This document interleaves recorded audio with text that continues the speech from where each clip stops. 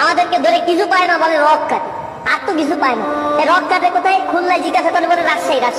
রাজশাহী যে ওই একই প্রশ্ন, ভাই রক কাটে কোথায়?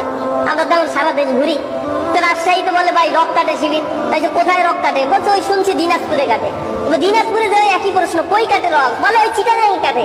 চিটাগাঁয়ে কি হচ্ছে? কই কাটে? বলে সিলেটে কাটে। সিলেটে গিয়েও এইবার সাধারণ ছেলেদের প্রশ্ন, ভাই শিবির নাকি রক কাটে? এই যে কই কাটে বলো? কারো কোনো ডকুমেন্টস নাই রক কাটে, অথচ পত্রিকায় নিউজ খুঁজতে ছাত্রলীগ রক কেটে দিচ্ছে আর এক ছাত্রলীগ নেতার এই নিউজের অভাব নেই। এটা ব্লেম দেওয়া হয়, আর কোনো ব্লেম তো পায় না ছাত্র শিবিরের নামে। আর ছাত্র শিবির যদি ক্যাম্পাসে গুলোতে থাকে, ছাত্র শিবির যদি রাষ্ট্র ক্ষমতা পর্যন্ত চলে যায়, তাহলে তারা যে দর্শন করে, চাঁদাবাজি করে, ছিনতাই করে, মাদকের অভয়ারণ্য তৈরি করেছে, একাধিক মেয়ের সাথে শারীরিক সম্পর্ক করে, সব বন্ধ হয়ে যায়।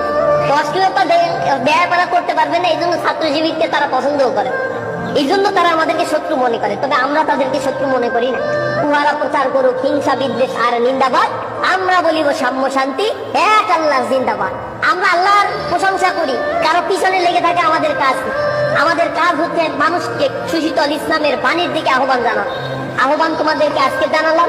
যাদের ভালো মনে হয় এই আন্দোলনের পথে আসো, এটা নবী রাসূলের দেখানো পথ। নবী রাসূলের সাথে জান্নাতে যেতে গেলে এই রাস্তায় তোমাকে আসতেই হবে।